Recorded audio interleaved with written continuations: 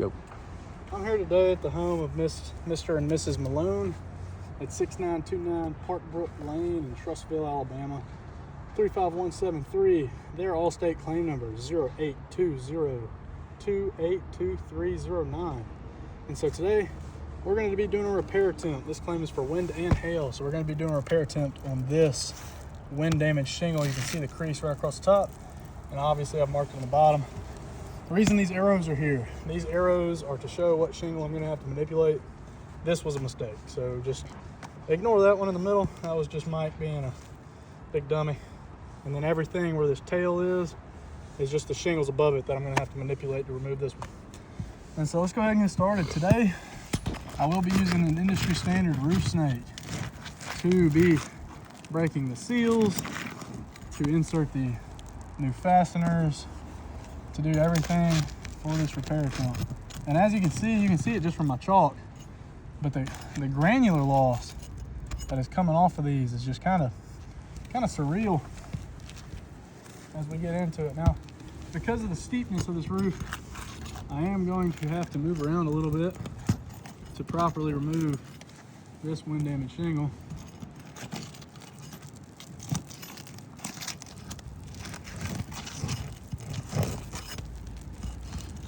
As you can see, these seals are breaking pretty easy. So let's get started.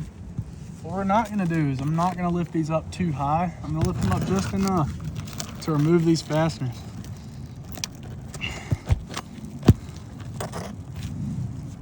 And in doing that, you can see all that mat transfer right here. You can see it on the shingle next to it too. Look at all that mat transfer that's right up under here. That is not what you want to see when you're doing a repair attempt on a 3-tab like this, because the shingles are never going to sit down right. And there, right there is a pull through. You can see where the shingle is no longer attached to the fastener, and that's what we call a pull through. The reason that's a point of failure is because this shingle can no longer have nails. Now obviously this is the shingle that I will be removing. This shingle can no longer have fasteners even go in the direct area. There's another pull through right there. It just causes a big large hole, and you can no longer put fasteners in that section of the shingle. And I'll be showing all that when we get this shingle removed today. This one's already pulled through, and I hadn't even put the roof snake up under there yet.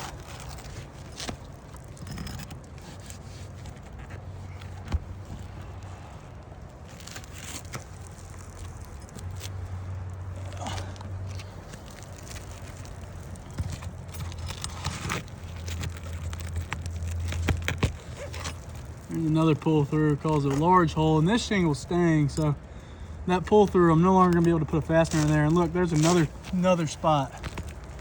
Look at this, look at that right there. Show that mat transfer all across that tar strip. That's a ton of mat transfer. So that just goes to show that these shingles are no longer gonna seal down properly. And what that means is, even doing a repair, the existing shingles are gonna have to be replaced. Because now that I've broke the seals on these, there's gonna be, oh man, there's another pull through and another just big load of mat transfer. See if we can get under this shingle without being too forceful.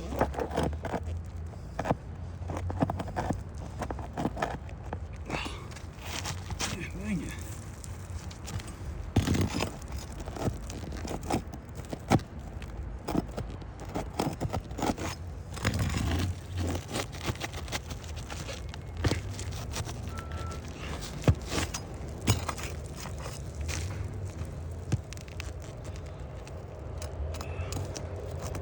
All that to get out one fastener.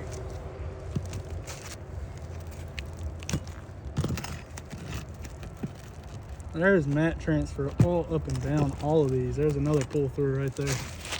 So let's see if we can't remove this one. Looks like I missed a fastener in here. It's just a question of where.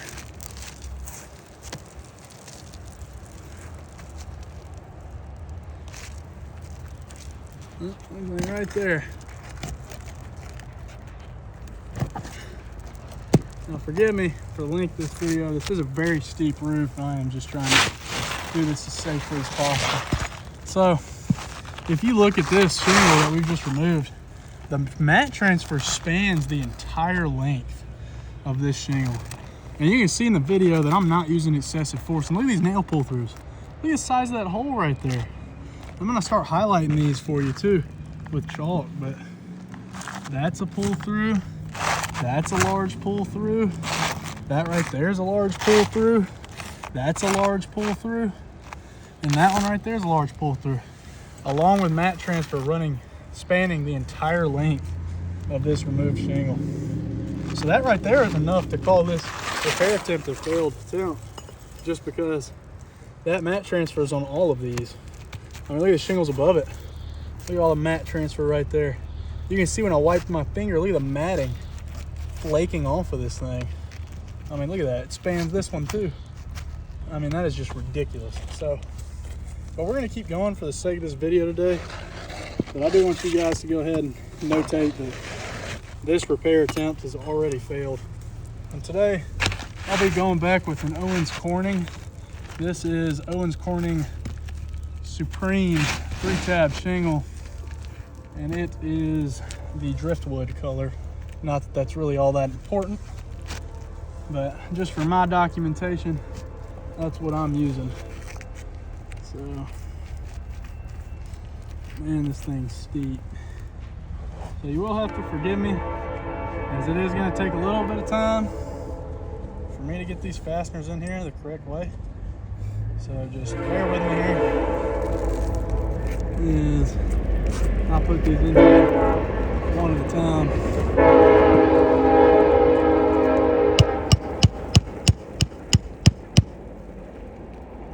It's a loud train.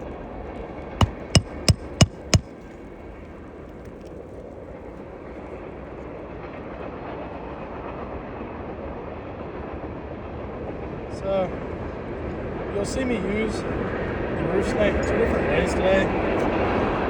And the reason being is because it was brought to my attention that some adjusters think that a roof snake is meant to be used while holding this tail end that I'm holding and hammering this fastener in here. It's not, and the reason being is look at the contact my knuckles make with the roof when I'm holding this. Because if I lift it up too far this way, now the fastener's not going in right. So that would be a big problem. So like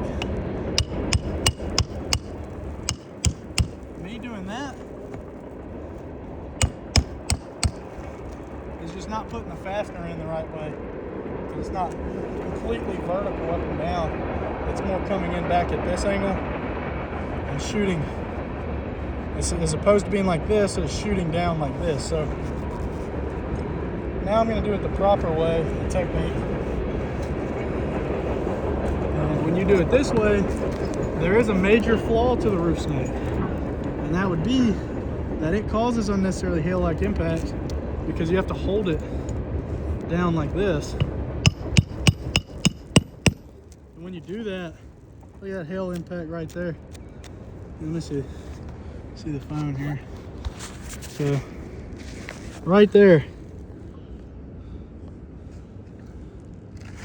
show it in the video, but right there on the tip of my finger, you can see there's now a hail-like impact and those granules are cracked. And that's from using the roof snake the proper way, because now you have to come back and lay this flat and fasten it in there. So we're going to keep going though for the sake of the video and just get this repair done. But the biggest point of failure is just going to be this mat transfer. This roof is just, these shingles are bad.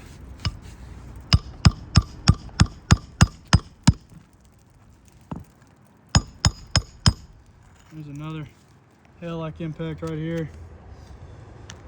But like I said, let's just get this repair attempt done. That way Miss Malone does not have just an empty position where a shingle used to be on her roof, and that way we can protect the insured here.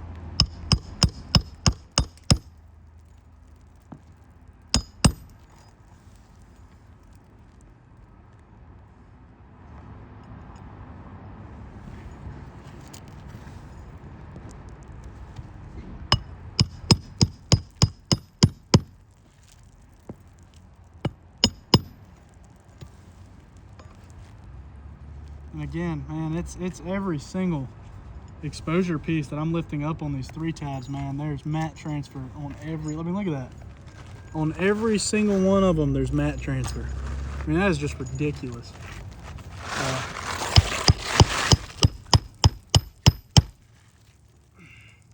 mean, look, that right there comes from holding it. I mean, look at that. When you try to hold it the way they say to do it, look at what it does. That didn't even go into the roof remotely the correct way. So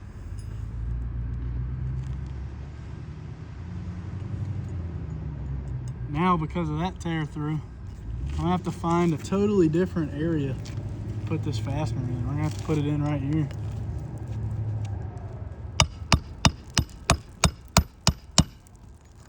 Did it again. That's just for me trying to pick it up to where my knuckles aren't getting cooked.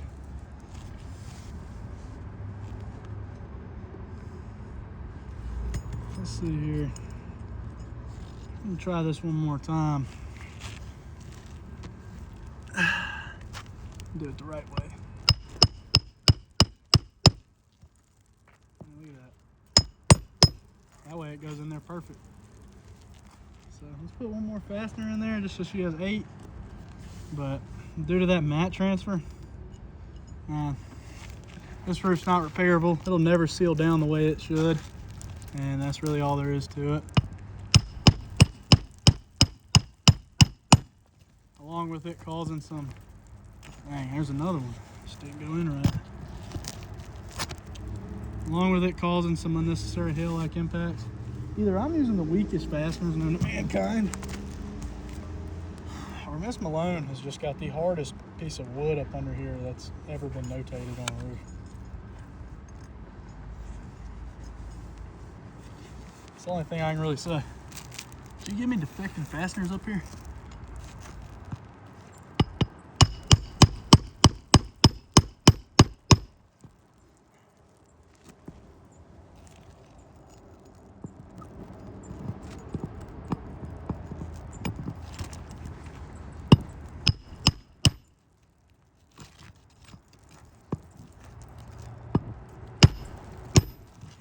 So, right there, another thing we always point out is, now that we're done, give this a light swipe. As you can see, no granular loss here. If I give these a light swipe, tons of granular loss. And the reason for that is a point of failure. The reason being that without these granules, these shingles can no longer shed water the way they're supposed to.